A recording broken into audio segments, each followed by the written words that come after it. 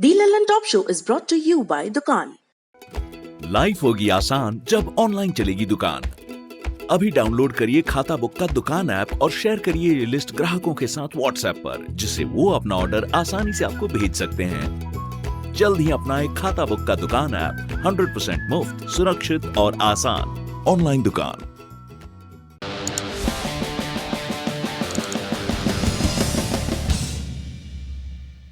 नमस्कार, सौरभ द्विवेदी नाम है हमारा और आप देखना शुरू कर चुके हैं दी लल्लन टॉप शो। भारत सरकार को यह कैसे मालूम चला कि उज्ज्वला जैसी योजना की जरूरत है? उसे मालूम चला डेटा से, आंकड़ों से, कि भारत में इतने घर हैं, इतने किचन, उसमें इतनी गृहिणियां, लेकिन सब्सिडी वाले गैस सिलेंडर के खाते तो इतने ही हैं। तब जाकर यह कल्पना की गई कि महिलाओं को सिलेंडर बांटे जाएं, लेकिन खैरात की तरह नहीं। जो सरकारी मदद होगी वो सीधे बैंक खाते में जाएगी। वजह? क्योंकि डेटा से मालूम चला कि रसोई गैस को लेकर कालाबाजारी और गबन का खेल चलता है। इसका मतलब यह हुआ कि नरेंद्र मोदी सरकार ये अच्छे से जानती है कि डेटा का महत्व क्या है और नीति निर्माण में उसका सही इस्तेमाल कहां और कैसे करना है। तो फिर अचानक सरकार जिस भी चीज के बारे में पूछो, ये क्यों कह रही है कि हमारे पास डेटा नहीं है? कोरोना संक्रमण के चलते मारे गए डॉक्टर्स और सड़क तथा रेल हादसों में मारे गए प्रवासी मजदूरों का डेटा नहीं है। आज दी लल्लन टॉप शो में यही बात की जाएगी कि हमारी सरकार के पास कौन कौन से आंकड़ों की किल्लत है, और यह भी बताएंगे कि इससे हमारा और आपका जीवन किस तरह प्रभावित होता है। साथ में साल 2021-22 के अकादमिक कैलेंडर की तारीखें भी बताएंगे और भिवंडी हादसे में सख्त सवाल पूछेंगे। लेकिन सबसे पहले दिन का वीडियो।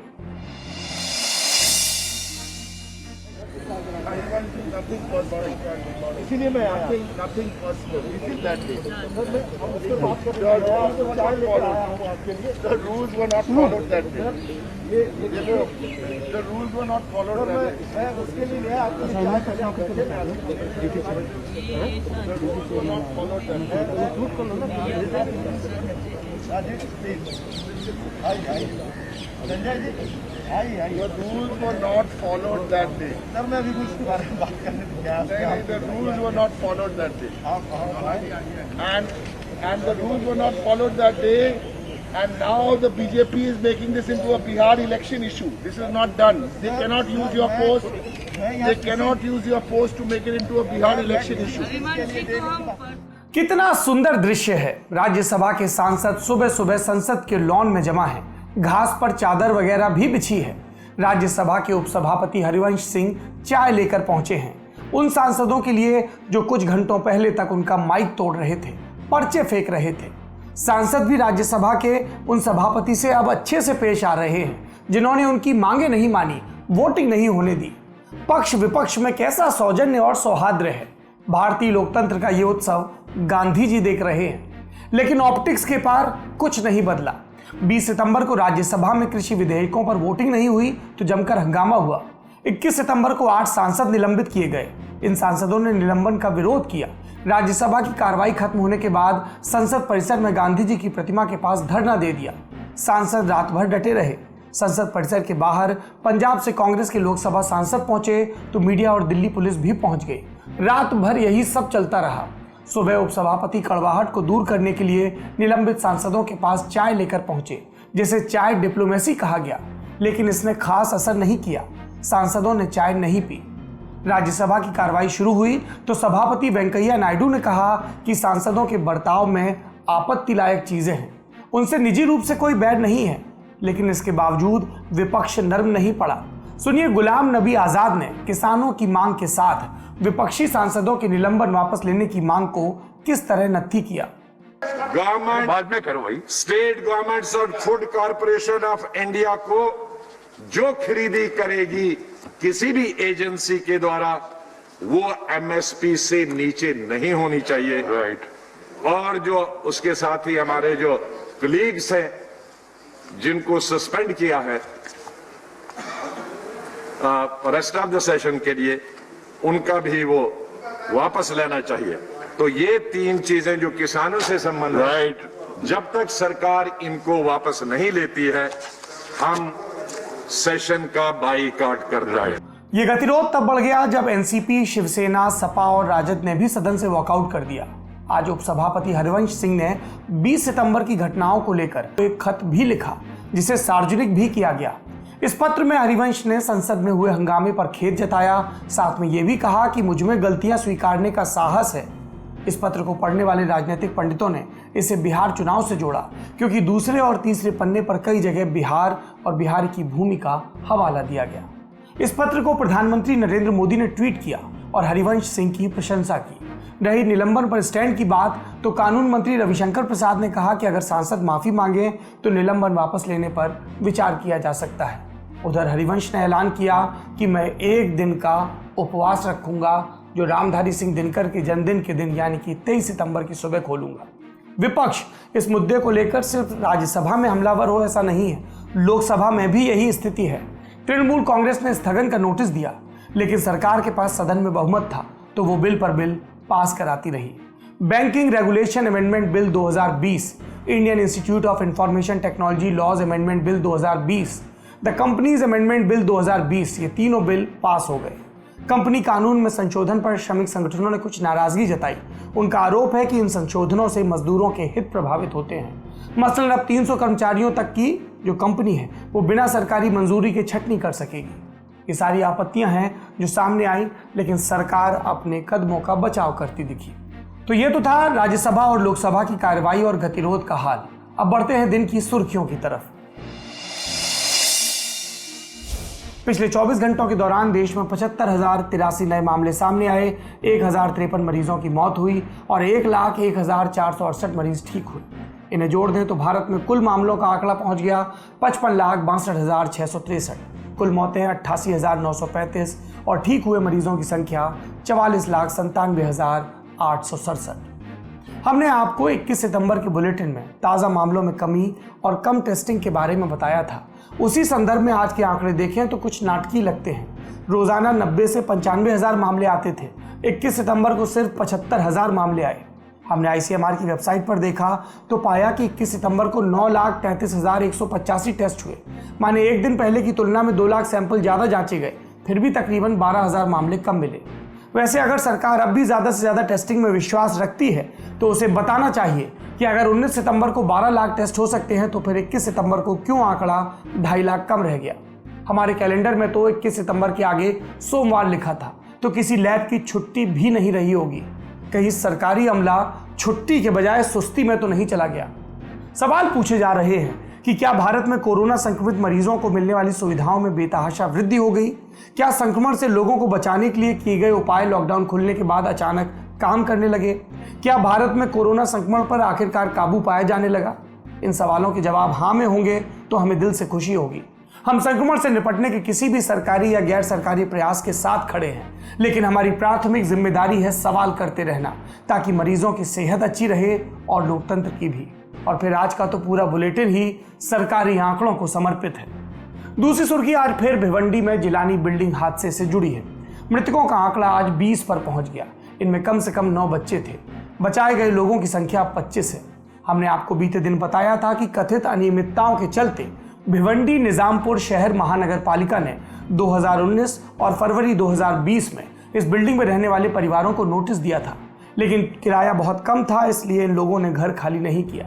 ज्यादातर गरीब थे जो ऑटो चलाने और मजदूरी जैसे काम करते थे। आज इस मामले में एक नई बात सामने आई। जिलानी बिल्डिंग को BNMC ने खतरनाक इमारतों की सूची में भी नहीं डाला था। इस इमारत का गिरना और 20 जिंदगियों का दफन होना इस बात का सबूत है कि इस सूची को बनाते हुए किस कदर लापरवाही बरती गई। इस मामले में BNMC के 2 वरिष्ठ अधिकारियों को निलंबित किया गया है। भिवंडी पुलिस ने बिल्डिंग के मालिक सैयद अहमद जिलानी के खिलाफ मामला कायम किया है, लेकिन जवाब उद्धव ठाकरे और महाविकास अघाड़ी सरकार को भी देना है कि उनकी राजधानी और उसके ऐन बगल के इलाकों में जो हजारों इमारतें गिरने की कगार पर हैं, इन्हें लेकर महाराष्ट्र सरकार की क्या नीति है। और यहाँ बुलडोजर लेकर गरीबों के मकान ढहाने से नहीं बनने वाला काम। इन लोगों के सुरक्षित पुनर्वास की जिम्मेदारी भी महाराष्ट्र सरकार की ही है। अगली सुर्खी, केंद्रीय शिक्षा मंत्रालय ने साल 2020-21 के लिए स्नातक और स्नातकोत्तर कार्यक्रम के प्रथम वर्ष के लिए तारीखों का ऐलान कर दिया। ज्यादा हिंदी हो गया। ये समझिए कि इस साल के लिए यूनिवर्सिटी में UG और PG प्रोग्राम के फर्स्ट ईयर का कैलेंडर आ गया। तारीखें नोट करिए। 31 अक्टूबर 2020 तक दाखिला होगा। 1 नवंबर 2020 से पहले साल के पहले सेमेस्टर की पढ़ाई शुरू होगी।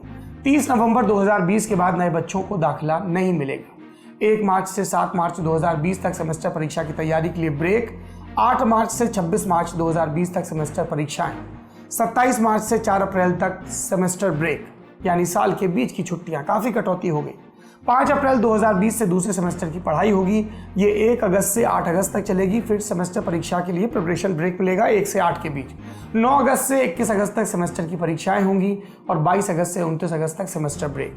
30 अगस्त 2021 से अगले अकादमिक सत्र की शुरुआत, मतलब 2021-2022 वाले सेशन की पढ़ाई। केंद्रीय शिक्षा मंत्री डॉक्टर रमेश पोखरियाल निशंक ने ये जानकारी ट्विटर पर साझा की। उन्होंने इन तारीखों के आगे सजेस्टेड कैलेंडर लिखा, माने इन तारीखों में कुछ फेरबदल हो सकता है, लेकिन यूनिवर्सिटी अपने यहाँ जो कैलेंडर बनाएंगी वो इन तारीखों से बहुत ज़्यादा आगे पीछे नहीं होगा। निशंक ने यह जानकारी भी दी कि कोरोना संक्रमण के चलते आर्थिक तंगी का संज्ञान लेते हुए इस साल 30 नवंबर तक सभी बच्चों को दाखिला कैंसिल कराने या एक कॉलेज छोड़कर दूसरे कॉलेज में दाखिला लेने वक्त पूरा रिफंड मिलेगा। अमूमन ऐसे मामलों में पैसे पेनल्टी लगाकर लौटाए जाते हैं, लेकिन केंद्र सरकार ने छूट दी है। ये थी सुर्खियां। अब बढ़ते हैं दिन की बड़ी खबर की तरफ। Data is the new oil, ये जुमला आपने खूब सुना होगा। मतलब ये कि आज की दुनिया में डेटा का बड़ा महत्व है। जैसे कच्चे तेल ने 20वीं सदी में अरब की किस्मत बदल दी, वैसे ही 21वीं सदी उनके नाम रहेगी जिनके पास डेटा होगा। बड़ी बड़ी कंपनियां डेटा इकट्ठा करने के लिए अरबों खरबों रुपए खर्च कर रही हैं, और डेटा की कमी बस एक जगह है, भारत सरकार। ये हम नहीं कह रहे, ये कह रहा है इस देश का विपक्ष। संसद का मॉनसून सत्र चल रहा है। विपक्ष के सांसदों ने सरकार से संसद में कुछ जानकारियां मांगी। सरकार ने कहा डेटा नहीं है, और इसी को लेकर सरकार की काफी मिट्टी पलीद हो रही है। सोशल मीडिया वाले अलग मजे ले रहे हैं, तरह तरह के कार्टून शेयर हो रहे हैं। कांग्रेस नेता शशि थरूर ने यह कार्टून शेयर किया जिसमें एनडीए का फुल फॉर्म लिखा है नो डेटा अवेलेबल। तरह तरह के और भी कार्टून सरकार पर तंज कसने का जरिया बन रहे हैं। अब पहली बात तो यह कि विपक्ष ने सरकार से ऐसा क्या पूछ लिया जिसकी जानकारी सरकार के पास नहीं है। एक एक करके वो सवाल हम आपको बताते हैं। पहला, संसद में सरकार से पूछा गया कि लॉकडाउन में कितने प्रवासी मजदूर घर लौटे, कितनों की मौत हुई, कितनों की नौकरियां गई। जवाब में मंत्री संतोष गंगवार ने कहा हमारे पास डेटा नहीं है कि कितने मजदूरों की मौत हुई, कितनों की नौकरी गई। घर लौटने वाले मजदूरों का आंकड़ा जरूर सरकार ने दिया। इसके मुताबिक 1,04,66,152 प्रवासी मजदूर लॉकडाउन लगने के बाद घर लौटे। इनमें से 32,49,000 यूपी के और 15 लाख बिहार के थे। दूसरा सवाल, सरकार से पूछा गया कि कोरोना संक्रमण के दौरान लॉकडाउन लगाने से कितने आंगनवाड़ी वर्कर्स की नौकरी गई। इसके जवाब में 17 सितंबर को महिला और बाल विकास मंत्री स्मृति ईरानी ने संसद को बताया कि हमारे पास ऐसा कोई डेटा नहीं है, हम ऐसा डेटा रखते ही नहीं। तीसरा सवाल, राज्यसभा में कांग्रेस के सांसद मल्लिकार्जुन खड़गे ने सरकार से पूछा कि लॉकडाउन की वजह से कितनी लड़कियों ने पढ़ाई छोड़ दी। महिला और बाल विकास मंत्री स्मृति ईरानी ने इसका आंकड़ा भी नहीं दिया। कहा कि हम अपनी योजनाओं के जरिए कोशिश कर रहे हैं कि लड़कियां पढ़ाई न छोड़ें। चौथा सवाल, सरकार से पूछा गया कि लॉकडाउन के दौरान कितने एमएसएमई यानी लघु, सूक्ष्म और मध्यम उद्योग बंद हो गए। इसके लिखित जवाब में एमएसएमई के राज्य मंत्री प्रताप चंद्र षडंगी ने कहा कि हमारे पास ऐसा कोई डेटा नहीं है, और सिर्फ यही नहीं, 2014 से लेकर अब तक का भी कोई डेटा नहीं है कि कितने एमएसएमई बंद हुए। मंत्री ने डेटा नहीं बताया, लेकिन अपने जवाब में यह जरूर बताया कि सरकार किस तरह से लोन की व्यवस्था कर एमएसएमई को मदद पहुंचा रही है। पांचवां सवाल, सरकार से पूछा गया कि कोरोना महामारी के दौरान अस्पतालों की सफाई या दूसरे खतरनाक मेडिकल कचरे को हटाने वाले कितने सफाई कर्मचारियों की मौत हुई। जवाब में सामाजिक न्याय और अधिकारिता मंत्री रामदास अठावले ने कहा कि हम ऐसा कोई डेटा नहीं रखते। छठवां सवाल, संसद में सरकार से पूछा गया कि कोरोना संक्रमण में प्लाज्मा थेरेपी से इलाज होता है तो देश में कितने प्लाज्मा बैंक बनाए जहां से मरीज प्लाज्मा ले सकते हैं। जवाब में स्वास्थ्य राज्य मंत्री अश्विनी चौबे ने कहा हमारे पास डेटा नहीं। सातवां सवाल, संसद में सरकार से पूछा गया कि कोरोना महामारी के दौरान इलाज करते हुए कितने डॉक्टर्स, कितने नर्सेज और बाकी हेल्थ वर्कर्स की कोरोना से मौत हुई। जवाब में स्वास्थ्य राज्य मंत्री अश्विनी चौबे ने कहा नहीं पता। हालांकि अश्विनी चौबे ने यह जानकारी जरूर दी कि प्रधानमंत्री गरीब कल्याण इंश्योरेंस योजना के तहत 155 हेल्थ वर्कर्स के संबंधियों ने आर्थिक सहायता के लिए आवेदन किया है। सरकार ने कोरोना से मरने वाले डॉक्टर्स का डेटा नहीं दिया, लेकिन इंडियन मेडिकल एसोसिएशन ने बताया कि 382 डॉक्टर्स की कोरोना से मौत हो चुकी है। आठवां सवाल, 21 सितंबर को राज्यसभा में सांसद पीएल पुनिया ने गृह मंत्रालय से किसानों की आत्महत्या के कारणों की जानकारी मांगी। नेशनल क्राइम रिकॉर्ड ब्यूरो किसान आत्महत्या का डेटा इकट्ठा करता है, लेकिन 2016 का जो डेटा 2019 में जारी किया गया उसमें आत्महत्या की वजह नहीं बताई गई, यानी डेटा अधूरा था। पीएल पुनिया ने पूछा कि क्या एनसीआरबी ने किसान खुदकुशी की डिटेल देने का काम बंद कर दिया। जवाब में गृह राज्य मंत्री जी किशन रेड्डी ने बताया कि एनसीआरबी ने कई बार राज्यों से किसानों और खेतिहर मजदूरों की आत्महत्या की सूचना मांगी, लेकिन राज्यों और केंद्र शासित प्रदेशों की तरफ से 0 का आंकड़ा दिया गया। राज्यों ने अन्य पेशे के लोगों में आत्महत्या करने वालों की संख्या बताई, लेकिन किसानों और खेतिहर मजदूरों के बारे में नहीं बताया। इसलिए किसानों की खुदकुशी की सही तस्वीर और कारणों की पुष्टि नहीं हो सकती, आंकड़ा नहीं है। 9वां सवाल, सीपीआई के राज्यसभा सांसद बिनॉय विश्वम ने सरकार से 16 सितंबर को पूछा कि कितने नेता जेल में हैं, क्या सरकार के पास इसका कोई आंकड़ा है। सरकार ने कहा कि ये जानकारी एनसीआरबी यानी नेशनल क्राइम रिकॉर्ड ब्यूरो ने तैयार नहीं की। 10वां सवाल, सरकार से पूछा गया कि कोरोना से कितने पुलिसकर्मियों की मौत हुई। गृह मंत्रालय ने संसद में कहा कि डेटा नहीं है। हाँ, BSF, CRPF, CISF, ITBP, SSB, NSG जैसे फोर्सेज में जवानों की मौत का आंकड़ा जरूर बताया, जिसमें 1000 जवानों की कोरोना की वजह से मौत हो चुकी है। हमने आपको 10 तरह के डेटा के बारे में बताया जो नरेंद्र मोदी सरकार के मुताबिक उसके पास नहीं है, और इसलिए विपक्षी पार्टियां कह रही हैं कि सरकार डेटा मुक्त भारत चाहती है। और डेटा न देने वाले आरोप नरेंद्र मोदी सरकार पर पहले भी विपक्ष ने लगाए हैं। अब यहाँ 2 बातें हो सकती हैं, या तो सरकार जानबूझकर डेटा बताना नहीं चाहती, या सरकार डेटा तैयार ही नहीं कर पाई, यानी जो डेटा जिस विभाग को इकट्ठा करना था वो तकनीकी दिक्कतों की वजह से डेटा इकट्ठा कर ही नहीं पाया। असल में कौन सी वजह है हम नहीं जानते, सर्वशक्तिमान सरकार जानती है, बताएगी तो हम भी बताएंगे। लेकिन नरेंद्र मोदी सरकार डेटा छिपाने का अपना पुराना रिकॉर्ड सामने रख चुकी है। सरकार ने बताया कि डेटा नहीं है, लेकिन पुराना रिकॉर्ड ऐसा कि नियत पर सवाल उठता है। कई मिसालें दी जा सकती हैं। केंद्र सरकार में एक मंत्रालय होता है जिसका नाम है ministry of statistics and programme implementation. इस मंत्रालय का काम ही होता है डेटा, आंकड़ा इकट्ठा करना, इनको संभाल कर रखना। इसके तहत ही नेशनल सैंपल सर्वे ऑफिस, जिसे शॉर्ट में एनएसएसओ कहा जाता है, जो देश में सैंपलिंग के जरिए डेटा जुटाता है कि लोगों की इनकम कितनी है, किस तरह का रोजगार है, कितना खर्च है। एनएसएसओ ने 2016-17 में देश भर में सैंपलिंग के जरिए डेटा जुटाया। 2018 में ये डेटा रिलीज होना था, लेकिन आरोप लगे कि सरकार ने जानबूझकर ये आंकड़े रिलीज नहीं होने दिए। इसके खिलाफ 2 अधिकारियों के इस्तीफे की भी खबर आई थी। तब दुनिया भर के अर्थशास्त्रियों ने सवाल उठाए कि सरकार को आंकड़े नहीं दबाने चाहिए। 214 अर्थशास्त्रियों और विद्वानों ने मोदी सरकार से एनएसएसओ के सभी डेटा और रिपोर्ट्स को जारी करने को लेकर चिट्ठी लिखी, पर सरकार दबाव में नहीं आई। 2019 के लोकसभा चुनाव के बाद मई के आखिर में एनएसएसओ का डेटा जारी किया गया, लेकिन तब भी पूरा नहीं। कंज्यूमर स्पेंडिंग का डेटा जारी नहीं किया गया। सरकार ने डेटा क्वालिटी को वजह बताकर इस सर्वे को खारिज कर दिया, और ऐसा पहली बार हुआ जब किसी सरकार ने एनएसएसओ के सर्वे को रिजेक्ट किया। लेकिन एनएसएसओ का डेटा लीक हो गया, और जो बात सामने आई वो ये थी कि 40 साल में पहली बार कंज्यूमर स्पेंडिंग यानी आप उपभोक्ताओं की खर्च करने की शक्ति घटी है। लोग कम खर्च कर रहे थे, यानी लोगों की आमदनी कम थी। विपक्ष ने आरोप लगाया कि यही बात दबाने के लिए सरकार ने सर्वे को खारिज कर दिया। और बात सिर्फ एनएसएसओ के आंकड़े दबाने की नहीं है। नेशनल क्राइम रिकॉर्ड ब्यूरो के भी 2016 के आंकड़े 2019 में यानी 3 साल बाद रिलीज किए गए। इसमें भी मॉब लिंचिंग, प्रभावशाली लोगों के द्वारा हत्याएं या खाप पंचायत के आदेश पर हत्याओं जैसा आंकड़ा रिलीज नहीं किया गया। दुनिया सवाल उठा रही थी, भारत में मॉब लिंचिंग हो रही है और सरकार ने आंकड़ों में बताया ही नहीं कि ऐसा कुछ हुआ। इसके अलावा किसानों की खुदकुशी का डेटा भी अधूरा रखा गया, खुदकुशी की वजह नहीं बताई गई। और सबसे ज्यादा तो नरेंद्र मोदी सरकार पर जीडीपी के आंकड़ों से छेड़छाड़ के आरोप लगे। मोदी सरकार ने जीडीपी का बेस ईयर 2011-12 करने के बाद मनमोहन सरकार के दौर में जीडीपी ग्रोथ के नए आंकड़े जारी किए, जिसमें पुरानी वाली जीडीपी ग्रोथ को घटा दिया। इसके तरीके पर भी अर्थशास्त्रियों ने सवाल उठाए और आंकड़ों से छेड़छाड़ को लेकर गंभीर चिंता जताई। तो क्या नरेंद्र मोदी सरकार वाकई डेटा छिपा रही है, और एक देश के लिहाज से ये कितनी गंभीर बात है? इस पर हमने अर्थशास्त्रियों से बात की। डेटा किसी भी इकोनॉमी के लिए या किसी देश के लिए इतना पवित्र क्यों होता है कि उसकी विश्वसनीयता पर सवाल नहीं उठना चाहिए या उसके साथ छेड़छाड़ नहीं करनी चाहिए किसी भी सरकार को। डेटा जैसे कहा जाता है कि एक बहुत बेसिक इनपुट होता है जिसके बेसिस पर पॉलिसी फ्रेमवर्क्स डिसाइड किए जाते हैं और उन्हें इम्प्लीमेंट किया जाता है।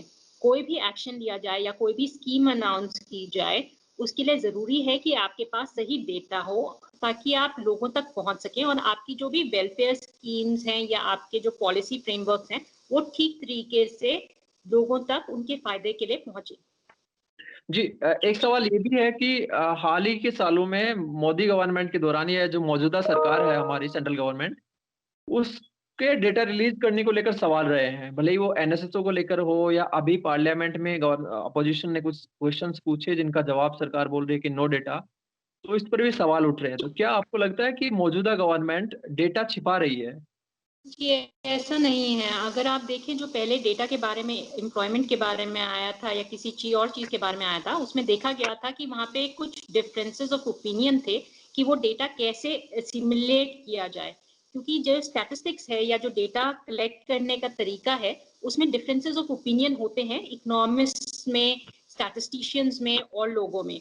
और जब उस डेटा को कंपाइल किया जाता है तो उनके अंदर वो डिफरेंसेस ऑफ ओपिनियन को एक कॉमन प्लेटफॉर्म पे लाया जाता है, जो आम सहमति के प्लेटफॉर्म होते हैं, और उनमें कुछ या तो एडिशंस या कुछ सब्ट्रैक्शंस जो उस करंट व्यवस्था को जो है दर्शाते हों, वो किए जाते हैं। जो लोग ये डेटा बना रहे थे उनमें कुछ मतभेद देखा गया था और जिसकी वजह से ये डेटा रिलीज नहीं हुआ था। जहां तक कोविड का टाइम की बात करें, तो कोविड में जितने टच पॉइंट्स हैं, अगर आप मीडिया में जाएं या आप न्यूज़पेपर में पढ़ें, तो कोविड के केसेस कितने इन्फेक्टेड हैं उनके बारे में इंफॉर्मेशन है। कुछ हद तक इंफॉर्मेशन ये भी है कि कितने डॉक्टर्स के ऊपर असर हुआ है और जो है फ्रंटलाइन वर्कर्स पे कितना असर हुआ है। पर अगर इस डेटा को बहुत ज्यादा पब्लिसाइज किया जाएगा तो वो फ्रंटलाइन वर्कर्स को डिमोटिवेट करेगा और लोगों तक सही चिकित्सा नहीं पहुंचा पाएगा। यहाँ डेटा छुपाया नहीं जा रहा, पर उसकी विश्वसनीयता पे और ज्यादा स्ट्रेस किया जा रहा है और ज्यादा कोशिश की जा रही है कि वो बिल्कुल सही मात्रा में दिए, सही मात्रा का हो और बिल्कुल क्रेडिबल हो। अगर आप देखें जीडीपी नंबर्स जिसमें इतना ज्यादा फॉल है, जो G20 में भी माना जा रहा है कि सबसे ज्यादा फॉल है, वो आपके सामने लाए गए हैं। इन्फ्लेशन के ऊपर जो डेटा है वो भी सामने लाया गया है। जो फिस्कल बैलेंस के बारे में भी बात कर रहे हैं, चाहे वो जीएसटी का डेटा हो या आपके टैक्स कलेक्शंस का डेटा हो, वो सारा जो है मार्केट में है और अवेलेबल है टाइमली लोगों के लिए एनालाइज करने के लिए। तो कोई भी ऐसी नेगेटिव न्यूज या कोई भी ऐसी न्यूज को हाइड नहीं किया जा रहा, पर उन्हें जो है सही तरीके से दर्शाया जा रहा है। अगर आप देखें, जो जीडीपी की कंपाइलेशन है उसमें भी इंटरनेशनल स्टैंडर्ड को अडॉप्ट किया गया था, जहां पे कंपाइलेशंस को जो है लाया गया था। तो स्टैंडर्ड्स डिफर कर सकते हैं, उसमें मतभेद हो सकते हैं, जिसके ऊपर सहमति लाना लोगों की, खासतौर पे जो इंटेलेक्चुअल ग्रुप काम कर रहा है, वो बहुत जरूरी होता है। सवाल उठते हैं कि मोदी सरकार डेटा को लेकर गंभीर नहीं है, डेटा से छेड़छाड़ करती है, गलत डेटा देती है, लेकिन डेटा इतना जरूरी है क्यों? आपने गौर किया होगा, जब हमारे प्रधानमंत्री भाषण देते हैं तो अक्सर कहते हैं 130 करोड़ भारतीय। कहने को वो सभी भारतीय या सिर्फ भारतीय भी कह सकते हैं, लेकिन वो हर बार 130 करोड़ भारतीय कहते हैं। या जब उज्ज्वला योजना की बात करते हैं तो गिनवाते हैं कि 9 करोड़ महिलाओं को फायदा हुआ, या किसी और योजना का जिक्र करते हैं तब भी आंकड़ा जरूर देते हैं। वजह, क्योंकि प्रधानमंत्री नंबर की अहमियत समझते हैं। आंकड़ा कितना प्रभावशाली होता है ये प्रधानमंत्री जानते हैं, और नागरिकों के आंकड़े की अहमियत शायद नरेंद्र मोदी सरकार बहुत अच्छे से जानती है। और इसीलिए 130 करोड़ लोगों से जुड़ा डेटा, यानी हमसे आपसे जुड़ा डेटा, हर सरकार जमा करती है। हमारे मोबाइल नंबर सरकार के पास है, अंगूठे का निशान सरकार के पास है, आंखों की पुतली कैसी दिखती है सरकार के पास है, बाप दादा का जन्म कहाँ हुआ सरकार को पता है, या मालूम करना चाहती है तो मालूम चल जाता है। आप क्या करते हैं, कहाँ रहते हैं, कौन सी बीमारी, धर्म, जाति, हर जानकारी सरकार के पास। कहाँ क्या स्पेंड किया, खाते में कितना पैसा आया, कहाँ से आया, कहाँ गया, सरकार ये जानकारी जुटाना जरूरी मानती है। इसलिए करोड़ों रुपए खर्च करके अफसरों कर्मचारियों को लगाकर योजनाबद्ध तरीके से जानकारी जुटाई जाती है, डेटा इकट्ठा किया जाता है। डेटा सरकारों के लिए इसलिए भी जरूरी होता है क्योंकि उसी के हिसाब से योजनाएं बनती हैं। ये तय होता है कि सरकार को कहाँ ज्यादा ध्यान देने की जरूरत है, कहाँ कम। तो ये बात सिर्फ सरकार तक ही नहीं रहनी चाहिए। एक लोकतांत्रिक व्यवस्था में आम जनता और विपक्ष को भी ये जानने का हक है कि देश में क्या हो रहा है। आंकड़ों से ही सरकार की जवाबदेही तय होती है, फिर चाहे वो गरीबी को लेकर हो या बेरोजगारी को लेकर। सही डेटा से लोकतंत्र में जनता ये जान सकती है कि उसकी सरकार कितना अच्छा या खराब काम कर रही है। इसलिए डेटा छिपाने की किसी भी कोशिश की, किसी भी सरकार की आलोचना होनी ही चाहिए। गलत डेटा की भी। चीन का उदाहरण हमारे सामने है। चीन में कोरोना से कितने लोग मरे या कितने संक्रमित हुए, इस आंकड़े पर पूरी दुनिया ने सवाल उठाए। हमने भी अपने शो में कई बार उठाए। सवाल इसलिए उठे क्योंकि आंकड़े बताने के मामले में चीन की विश्वसनीयता सवालों के घेरे में रही। गलत डेटा बताने का उनका रिकॉर्ड है। इस मामले में भारत को चीन नहीं बनना है और ये जिम्मेदारी हमारी नरेंद्र मोदी सरकार की है। आज के ललन टॉप शो में इतना ही। आखिरी में फिर से कविता, धर्मराज की कविता। क्या है कविता? सरकारी आंकड़ों को संवारने का साधन है कंप्यूटर। इधर भूकंप की त्रासदी है और उधर अकाल की प्रकोप प्राकृतिक है। ये सीधे सीधे आदमी होने बनने की अधिकार पर प्रश्न है। तभी अकाल क्षेत्र से गुजरते हुए अनाज से लदे ट्रकों की गंध हवा में तैरती है। ये अकाल पीड़ित आदमी की श्वास परीक्षा है और ढांचे में तब्दील होते वजूद की अग्नि परीक्षा खबर बनती है। एक मां से भूखे व्यक्ति की रसोई गंध से मौत। सरकार पूछती है मर्ज क्या है, प्रजा पूछती है फर्ज क्या है। अपना और अपनों का ख्याल रखिए, अपने फर्ज निभाते रहिए और सरकार से उसका फर्ज पूछते रहिए। तभी सारे मर्ज और उनकी दवाएं पता चलेंगी। शुभ रात्रि। घुटना, कंधा या कमर, चाहे जैसा हो दर्द, डॉक्टर ऑर्थो आपको देता है दर्द से पूरी आजादी, एक भरपूर जिंदगी।